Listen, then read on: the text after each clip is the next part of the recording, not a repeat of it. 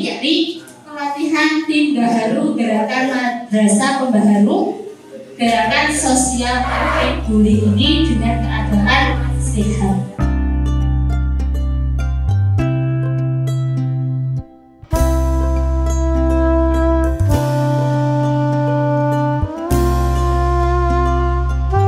Acara ini merupakan implementasi dari program Gaharu, sebuah konsekuensi ketika Madrasah Muda ini ditunjuk menjadi tim atau program Gaharu terbaik setingkat nasional. Dari acara ini bukan merupakan akhir, tapi adalah sebuah titik awal bagaimana program-program pembaru yang akan direalisasikan di Madrasah Muda ini ke depannya. Salah satu yang kita awali yakni program tentang sosial anti-bully. Mudah-mudahan dengan program yang akan kita buat ini menjadikan titik awal untuk program-program selanjutnya dan akan membawa kebaikan bagi MTS Muhammadiyah 2 Pondok Karangasem. Terima kasih pada MTS Muhammadiyah 2 Paciran Lamongan dalam rangka program Madrasah Pembaharu. Ini kami telah selesai dengan materi tentang dari sisi hukum tentang kekerasan terhadap perempuan dan anak, khususnya kasus bullying. Jadi pada intinya bullying itu bisa terjadi di mana saja, bisa di rumah, di sekolah, di tempat umum. Yang jelas ada dasar undang-undang yang bisa menjerat pelaku-pelaku bullying. Hanya selama ini yang terjadi di lapangan adalah sebagian daripada korban bullying itu sendiri tidak pernah melaporkan. Terus kemudian dari para saksi atau orang-orang yang ada di sekitarnya yang menyaksikan itu sendiri juga cenderung adanya pembiaran. Padahal dari perilaku-perilaku tersebut bisa dikenakan pasal-pasal di dalam undang-undang tersebut.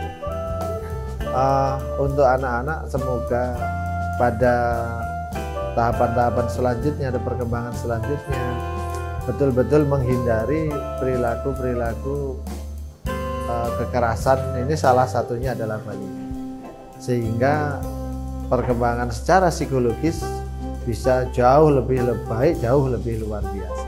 Selamat kepada MTS Muhammadiyah 2 Karangasem yang menjadi sekolah pembaharu, di mana sekolah pembaharu itu menjadi pelopor utama bagi lingkungan sekitar untuk mencegah bullying yang ada di lingkungan sekolah ataupun di lingkungan pesantren, karena tidak menuntut kemungkinan di lingkungan kita ada kejadian tersebut.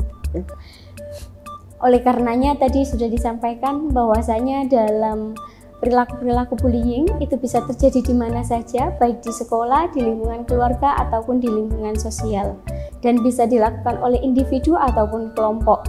Selain itu, teman-teman yang menjadi pelopor ini bisa memanfaatkan media yang ada dan bisa menerapkan materi-materi yang sudah diterapkan, mulai dari pencegahan, bagaimana ketika kita menjadi orang yang menyaksikan perilaku bullying, itu apa saja yang perlu dilakukan, dan ketika kita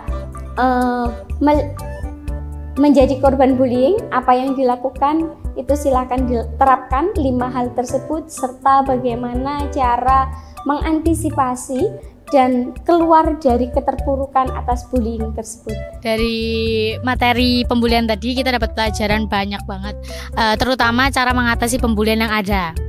Jadi pembulian itu ada karena beberapa faktor, yakni iri, dendam, dan lain-lain.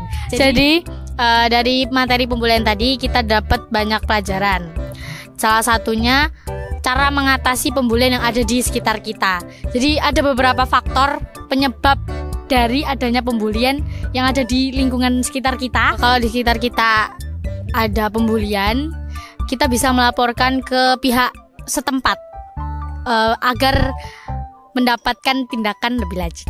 Nah, kalau di sekolah kita bisa lapor ke guru BK, wali kelas, atau teman kalian, sahabat kalian yang bisa kalian percaya. Kita jadi tahu kayak kalau misalnya kita dibully itu harus gimana, terus kalau lihat orang dibully itu harus gimana, kalau misalnya dapat cara juga biar nyari pertemanan yang jauh dari pembulian gitu. Terus tips-tips lainnya banyak banget lah pokoknya. Oke, jadi kita tuh di sini belajar tentang bullying. Apa sih bullying itu?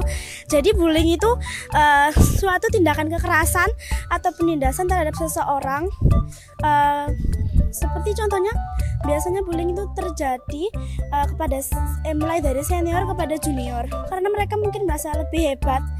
Dan biasanya bullying juga terjadi karena rasa kecemburuan. Pembulian itu biasanya itu dilakukan di sekolah, di rumah, di lingkungan sekitar, maupun tempat-tempat umum yang lainnya. Terutama biasanya kalau di pondok itu kakak kelas membuli adik kelas. Itu sangat banyak sekali. Bentuk-bentuk bullying itu seperti cyberbullying, bullying fisik, bullying rasional, dan bullying verbal. Jadi dari materi bully tadi kita bisa memetik dan dapat ilmu pengetahuan banyak.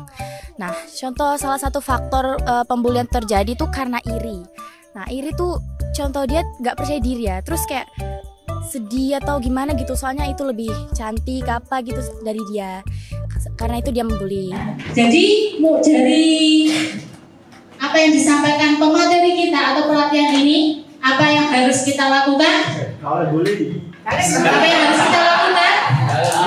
Mencegah. Jika kamu melihat, maka kamu harus mencegah hal tersebut, dan jika itu tidak bisa, maka diapakan? Dilaporkan. Oke. Saya rasa anak-anak sekalian dan Bapak Ibu guru juga sudah meresapi apa yang disampaikan Bapak dan Ibu pemateri kita, dan ilmunya sangat luar biasa bagi kemajuan keilmuan kita.